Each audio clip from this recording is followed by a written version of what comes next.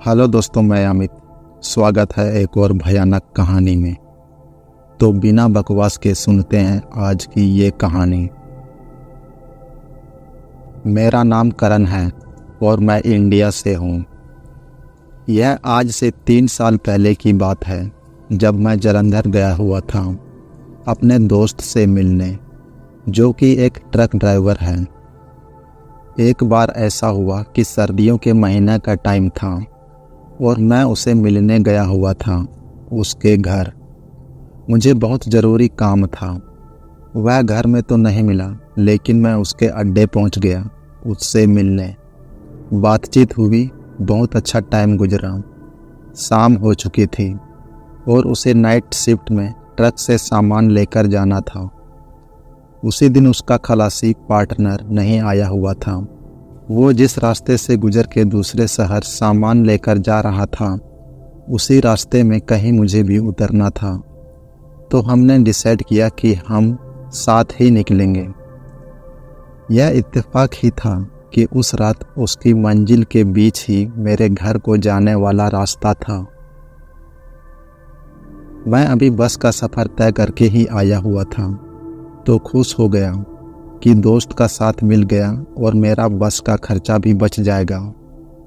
मेरा दोस्त जो ट्रक ड्राइवर था, उसका नाम मोंटी था और उसे एक कंपनी की तरफ से 3 दिन का ठेका मिला हुआ था कि उसे सुबह का सूरज निकलने से पहले ही माल पहुंचाना होगा और उसके माल में नॉनवेज यानी मांस था और उसे टाइम से कारखाना पहुंचाना था। काफ़ी क्वांटिटी में माल ट्रक पर लदा हुआ था। अब हम लुधियाना से पटियाला के लिए निकले, जो कि करीबन 10 घंटे का रास्ता था। हमने रात का खाना खाया और 8 बजे ट्रक स्टार्ट किया। शुरू के 4 घंटे तो एकदम मस्त गुजरे। हमें बातें करते हुए सफ़र का जैसे एहसास ही नहीं हुआ। जैसे ही रात के 1 बजे हमारा ट्रक एक सुनसान हाईवे से गुजर रहा था। हम इस बात से बिल्कुल अनजान थे कि आगे हमारी किस्मत में क्या लिखा हुआ है। तभी शायद 1-1:15 बजे हमारे ट्रक के आगे एक काली बिल्ली गुजरता हुआ महसूस हुआ। एक तो हमारी ट्रक की स्पीड तेज थी और ऊपर से उस बिल्ली के गुजरने की रफ्तार बहुत तेज थी कि मोंटी ने अचानक ब्रेक लगा दी कि कहीं वो ट्रक के पहिए के नीचे तो नहीं आ गया। पीछे मुड़कर देखा तो कुछ भी नहीं था, या वो बिल्ली भागता हुआ तेजी से झाड़ियों में जाकर छुप गया था। हमें कुछ समझ में नहीं आया। खैर, हमने इस पर ज़्यादा ध्यान ना देते हुए फिर ट्रक चलाना शुरू कर दिया और हम अपनी मंजिल की तरफ रवाना हो गए। अब हमें ट्रक चलाते हुए आधे घंटे से ज़्यादा हो चुका था। अब की बार हमें उसी सुनसान रास्ते पर एक औरत नज़र आई, जिसने बोरी जैसा कपड़े पहना हुआ था, यानी कि उसके कपड़े बिल्कुल बोरी से बने हुए लग रहे थे। इससे ज़्यादा हैरानी की बात तो यह थी कि वह बीच रास्ते में अपने बाल खोलकर बैठी हुई थी। हमने बहुत हॉर्न दिए, मगर वह टस से मस ना हुई। उसके बाद मोंटी ने ब्रेक लगाई और नीचे उतर के उस औरत के पास जाकर कहने लगा कि क्यों खुद की जान लेकर हमें फंसाना चाहती हो, साइड हो जाओ। उसने मोंटी की बात सुनी अनसुनी कर दी। मोंटी ने फिर उसको कहा।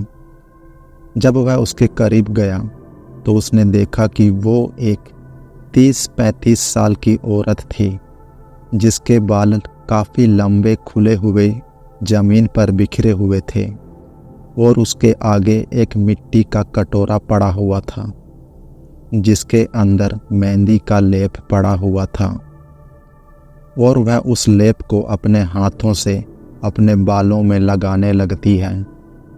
वो बहुत अजीब और क्रीपी सी सिचुएशन लग रही थी। इतनी ठंड में रोड पर बैठी औरत बालों में मेहंदी लगाते हुए, वह भी आधी रात को। जब उसको देखा तो उसकी आंखें भी साधारण नहीं थी। जैसे उसकी आंखों में खून उतर गया हो।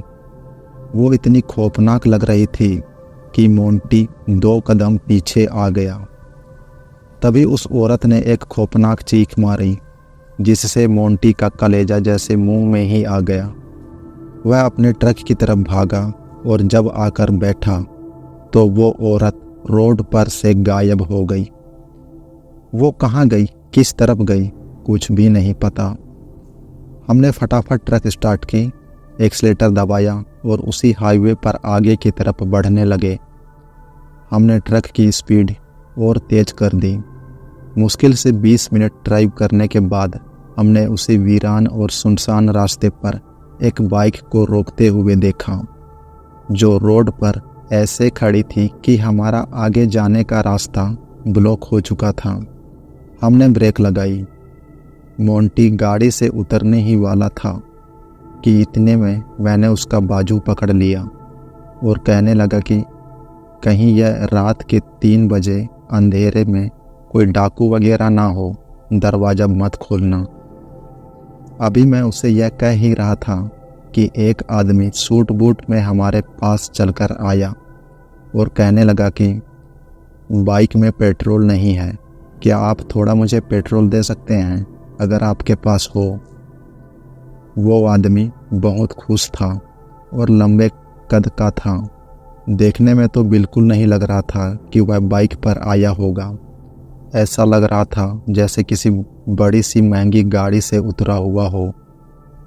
अब उसको देखकर कुछ सांस में सांस आई और हम दोनों नीचे उतरे। उसकी बाइक चेक करने लगे। यह बाइक बहुत पुराने ज़माने की लग रही थी, खटारा बाइक। हम उसको पेट्रोल देने ही वाले थे कि इतने में मोंटी ने मुझे आंख से इशारा किया कि ट्रक में बैठो। उसका इशारा कुछ ऐसा था कि मुझे इतना पता चल गया था कि कुछ तो गड़बड़ है। जब मैं ट्रक पर उतरा और मोंटी भी आकर बैठा तो उसने ट्रक की स्पीड तेज करके भगा दिया और उस बाइक को कुचलते हुए आगे बढ़ने लगा। तो वह बाइक उस आदमी समेत हमारी आंखों से गायब हो गई और फिर मेरा दिल जोर जोर से धड़कने लगा, जैसे अभी मेरा दिल बाहर ही आ जाए। और फिर मोंटी तेज ड्राइव करते हुए बोला, अब हमें रास्ते पर कहीं भी नहीं रुकना। तुमने नोट किया कि उस आदमी के दोनों जूते खून से ऐसे भरे हुए थे कि उनमें से खून टपक रहा था, और वह बाइक के ऊपर से गुजरा तो बाइक गायब हो गई। और पीछे मुड़कर देखा तो बाइक और वो आदमी वहीं खड़ा था और हमें ही अजीब सी नज़रों से देख रहा था। अब मैं भी सोचने लगा कि इससे तो अच्छा था कि मैं बस में ही चला जाता, किस मुसीबत में मैं फंस गया हूँ।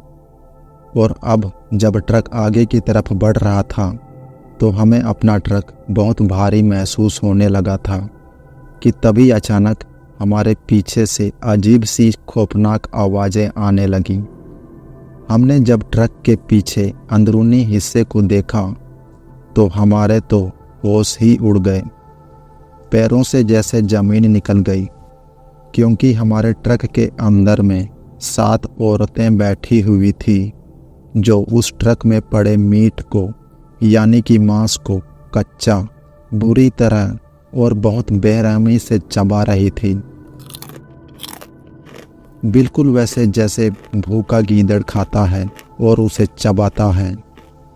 और उनके साथ छोटे छोटे बच्चे भी थे, वो भी कच्चा मांस खा रहे थे। और फिर मोंटी ने इस बार अपने मोबाइल में रिकॉर्ड कुछ संस्कृत के श्लोक पढ़ना शुरू कर दिया। तभी बहुत अजीब सी आवाज़ों के साथ वही 7 औरतें ट्रक के नीचे कूद गई और एक साइड में खड़ी हो गई और हमें गुस्से भरी नज़रों और नफरत से देखने लगी। अब मैंने मोंटी से कहा, ये तो बहुत खौफनाक औरतें हैं और हमारी मंजिल अभी 2-2.5 किलोमीटर और दूर है। हमें यह सारा मांस ही फेंक देना चाहिए, क्योंकि जान से बढ़कर कुछ नहीं है। मैंने मोंटी से कहा। वह इस बात पर राजी नहीं हो रहा था। इतनी ज़्यादा क्वांटिटी में भरा मांस हम कैसे फेंक सकते हैं और इसकी भरपाई कैसे करेंगे। वैसे भी भूत प्रेत पर हमारी बात पर भरोसा कोई नहीं करेगा, मोंटी ने जवाब दिया। ट्रक चल ही रहा था कि रास्ते में फिर वही काली बिल्ली नजर आई जिसे हमने शुरू के समय देखा था। वह बिल्ली एकदम से उछलकर हमारे ट्रक के फ्रंट सीट पर आकर चिपक गई और इतनी खौफनाक आवाज़ें निकालने लगी कि हमें दहशत सी हो गई। बहुत ज़्यादा खौफ आ रहा था। अचानक ट्रक रोकना पड़ा क्योंकि वह अपने नाखूनों से शीशा खुरच रही थी और उसकी नज़र हमारे ट्रक के पिछले हिस्से की तरफ थी। जब हमने अचानक ब्रेक लगाया तो वह ज़मीन पर जा गिरा। हमने फिर से ट्रक चलाना शुरू कर दिया। हमारा वैसे भी बुरा हाल था। आखिरकार जब हम सुबह के 5 बजे अपनी मंजिल पर पहुँचे तो माल लोड करने के लिए ट्रक का पीछे का हिस्सा खोला। सारा मांस गल सड़ चुका था और उसमें से गंदी बदबू आ रही थी। अभी 5 बजे ही थे मगर रोशनी कम थी। मैंने मोंटी को कहा, मोंटी, नुकसान जो होना था हो गया। शुक्र करो कि हम जिंदा हैं, सही सलामत। मैं तो खौफ के मारे रास्ते में ही कूदने वाला था, पर सच तो यह है कि इतनी भयानक रात में अकेले उतर के आगे का सफ़र अंधेरे में तय करने का बिल्कुल भी हिम्मत मुझ में नहीं थी। जिस कारखाने में हमें माल पहुंचाना था वह खुल चुका था। उसका मालिक हमें देख के हाथ हिला रहा था। हमने शर्मिंदगी से कोई बात नहीं की और मैं तो वहां से तुरंत अपने घर की ओर निकल गया। मोंटी भाई आगे बढ़कर होटल की तरफ चले गए। उसने मुझे भी साथ आने को कहा, साथ खाना खाने के लिए, मगर मेरी भूख तो वैसे भी मर चुकी थी। उस रात के बाद मेरी हालत पतली हो चुकी थी तो मैंने मना कर दिया। अब मैं अपनी मंजिल 1.5 घंटे का बस में सफ़र करके अपने घर आया और सीधा बिस्तर पर लेट गया। फिर मुझे तेज़ बुखार हो गया। मेरी हालत बहुत ख़राब थी। डॉक्टर के पास भी लेकर गए और साथ ही हकीम बाबा से भी झाड़ फूंक करवाया। कुछ दिन बाद थोड़ी हालत संभली तो दूसरे दिन मैंने मोंटी को फ़ोन किया और उससे पूछा, क्या हुआ भाई, मांस के पैसों की भरपाई कैसे की तुमने? तुम ठीक तो हो ना? तो वो बोला, मैं तो 2 दिन से बिस्तर में वैसे ही पड़ा हुआ हूँ, उठा भी नहीं जा रहा, कमज़ोरी हो रही है। फिर भी आज सुबह काम पर गया था तो मालिक ने बहुत शाबाशी दी कि इतना लंबा सफ़र तय करने के बाद भी शुक्र है कि मीट खराब नहीं हुआ और इतना फ्रेश था कि कारखाने के मालिक विक्रम को बहुत पसंद आया। अब वो हमसे ही माल लिया करेंगे। यह सुनकर तो मुझे ताज्जुब ही हुआ। इस घटना के 2 महीने बाद मोंटी का अपने ही घर के एक जानकार पंडित से मुलाकात हुई।